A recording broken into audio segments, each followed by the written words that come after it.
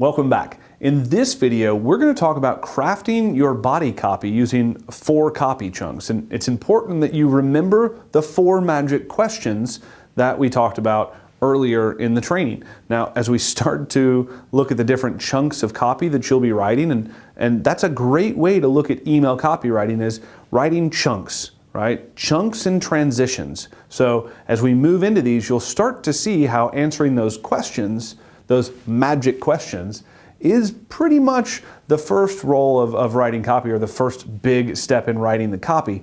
It'll actually start to write itself. So let's take a closer look at the 4 different chunks that we're going to be talking about, the 4 different body copy chunks. So number 1 is blind or curiosity. Now, it's important for most emails to have some element of curiosity, right? Curiosity can really be a strong click driving mechanism. Right. Next, we need to talk about kind of a direct or a benefit-rich copy chunk. So while we may get some people to click on our email by being kind of curiosity-based or by piquing someone's curiosity, certain people are going to need to move on and get more of a benefit before, or at least understand the benefit that they will receive if they have whatever it is you want them to have, before they'll click your email. Now, next is urgency or scarcity. This is kind of the big one, right? And I have a theory on urgency. I have a theory on why deadlines or countdown timers or the fear of loss actually motivates us, that I'll talk about a little bit later. And finally, proof and results. So the way that I like to break this down is looking at 4 sections of an email. You have your intro, so the start of your email, right? Obviously, we're assuming that the subject line is already written. You have your intro here, that's the start of the email. Now you have your kind of body copy. You're gonna have your close and your PS, right? If you're writing a full email, in most cases, you're gonna have these elements, okay? Now, let's talk about when to use these different copy chunks. The best time to use curiosity, proof, or credibility is in your intro. Now, let me explain why. If you have a link at each section, it's easy to get people who know that they're already going to click your email just by reading the subject line, right? They're already going to click that link. Now, let's take a step back before we get in there and really do something that I probably should have done earlier, and that's kind of explain the job of each aspect of your email. Now, the job of the subject line, right? The job of the subject line is obviously to sell the open, right? To sell the open of the email. The job of the body of the actual email is to sell the click, and the job of the landing page or the destination is to sell whatever you're selling. Where I see a lot of mistakes, and even seasoned email marketers making mistakes, is they'll try to get the subject line to sell the click. They'll try to get the body to make the conversion, not the conversion for want or the conversion for click, but the conversion of whatever they're selling on the next page. You haven't earned that right yet, right? This isn't the appropriate place to do that. So keeping in mind, subject line sells the open, body sells the click, and then wherever you're directing people to makes the actual sale, the actual conversion, whatever a conversion means to you. So keeping that in mind, let's break down the different sections in here. At first, occasionally, you've written such a great subject line, right? Remember the subject line categories and how they line up here? Those are important when you're intersecting. If you are leading with a curiosity-based subject line, you may also want to have a curiosity-based intro. So in this example, you haven't taken me up on this yet? And then there's a link. The intro can be so short because if you've piqued someone's curiosity, right, or you've piqued someone's curiosity, or you've talked about proof or credibility so much that they have to know, you want to have a link high in the email copy to go ahead and let those people click immediately. You don't want to start telling a long, drawn-out story before giving them an option to click. So curiosity, proof, or credibility is great here. And we'll break this down in some examples in another video. Now, the body copy is great for benefits or results, and here's the way I like to think about this. If I'm reading this email as a consumer, or as your subscriber, and the first line is, "You haven't taken me up on this yet?" Question mark, and then there's a link, and I don't click that link, curiosity is off the board, right? We don't want to leverage that again. If I only had curiosity-based chunks throughout here, then there's no point in putting more than one link. There's no point in making the email any longer than about this, because they've already said no to that. That mechanism already didn't work on them. I don't have enough information maybe about you, maybe about what you're saying, maybe I'm just generally confused, or maybe I'm annoyed at how vague you're being. So that's why it's important to leverage all of these. But we need to say, all right, if here are the 4 chunks that I have that I have available to use, and I've just used the curiosity, that's off the table. So let's move on. You haven't taken me up on this yet? Question mark. I'm assuming it's because you haven't had a chance to really look at what I'm offering you in exchange for one big cash dollar, because you'd be crazy to pass it up. Activate your account in DM Lab today, again for just $1, and you'll get access to my entire execution plan library. All of our checklists and reports, cheat sheets, and standard operating procedures, literally every system we use to run our business. So in this example, now I'm going benefit or result, right? You haven't done this yet? Curiosity. The benefit is, if you give me $1, I'm going to give you access to all of my checklists, reports, and cheat sheets, and standard operating procedures. Now, if I'm a business owner, that's important to me. That's who should care, a business owner or marketing professional. Why should they care? Because this is everything I use to successfully run my business, and they should want it too. So we've gone curiosity. Now we've got benefit here. Seriously, you get access to all that for just $1 today. But you have to hurry, because the $1 trial offer ends in less than 48 hours.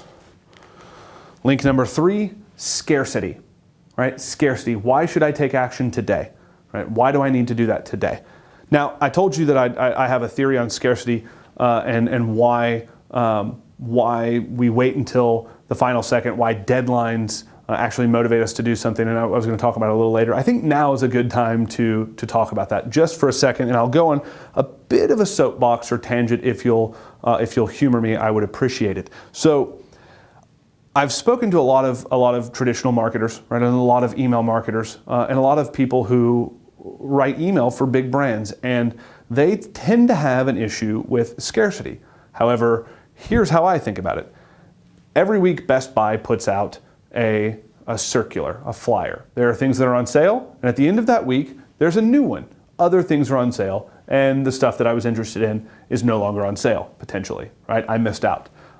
Here's why stuff like that works. We have so many decisions that we're able to make every day, right? We have a bank of available decisions as human beings that we can make in any given day.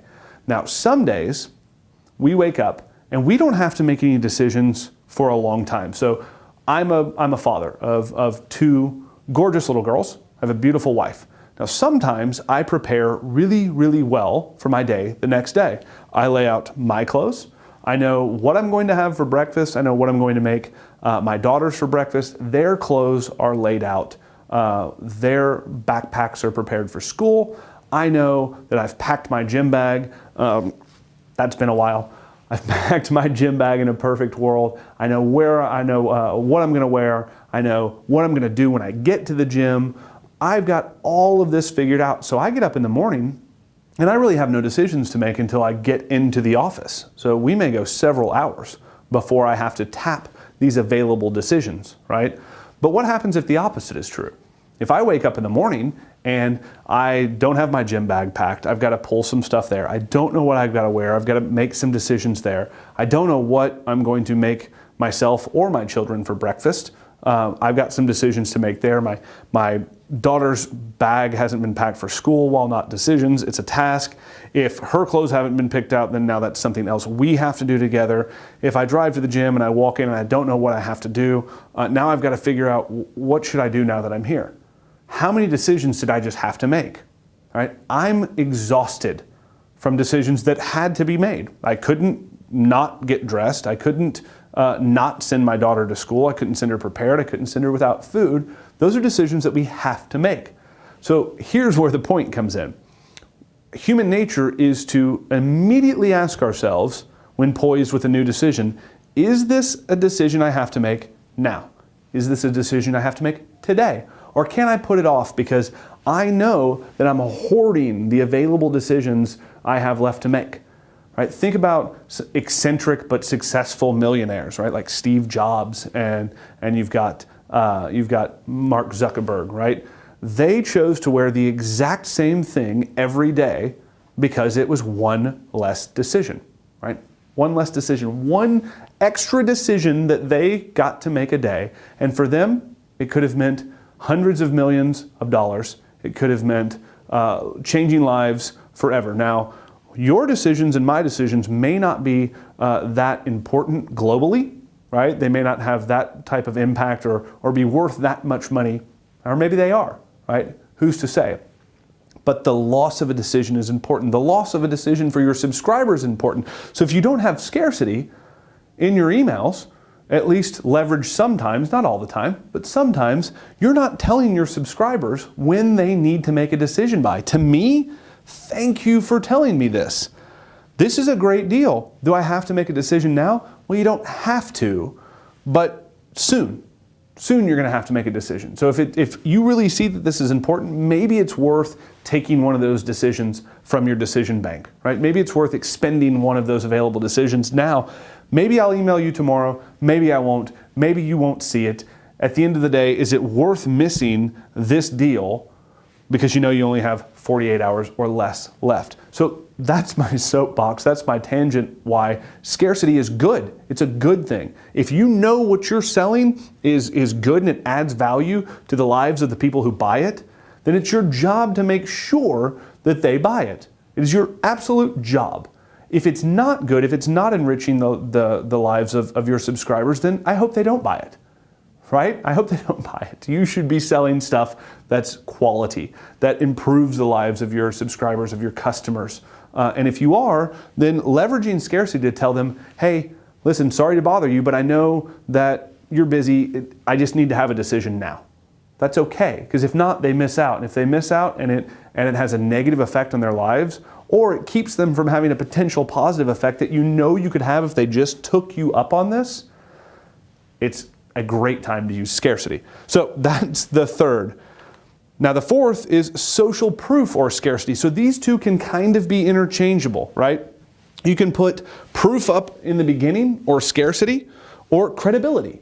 You can put proof here, you can put proof here. Really, you want the middle part to be benefit driven, right? Benefit driven.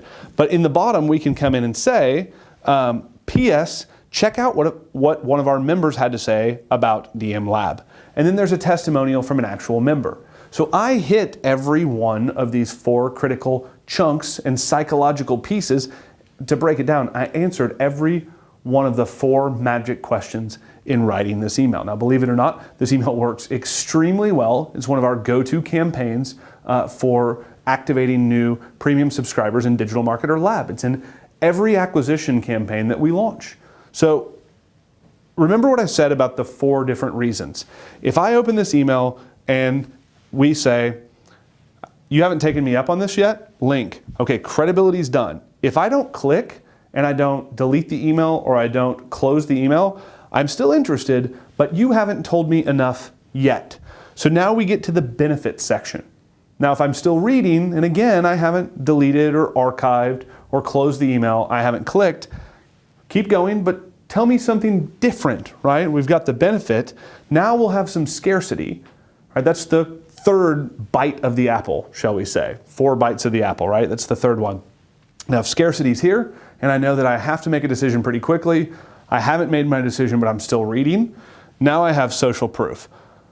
That's 4 different reasons that if I'm still reading, you're actually giving me more information and telling me why I should click. Doing it the other way is basically saying, hey, I think you should have this, click here. And if they don't click here, you're saying, how about now? Click here. How about now? Click here. How about now? Click here. You've not given them any other reason other than the initial reason to click your email, and it won't work. Leveraging this structure in writing your email copy and structuring the body copy of your email will ensure that no matter what people respond to, whether it's curiosity or proof, credibility, benefit, or scarcity, you're speaking to every person as long as they read long enough, okay? This is very important in crafting your email body copy, and I hope that you got some benefit from one or more of my tangents in this particular section. So, in the next video, we're going to talk about crafting a clear call to action. I'll see you back in just a minute.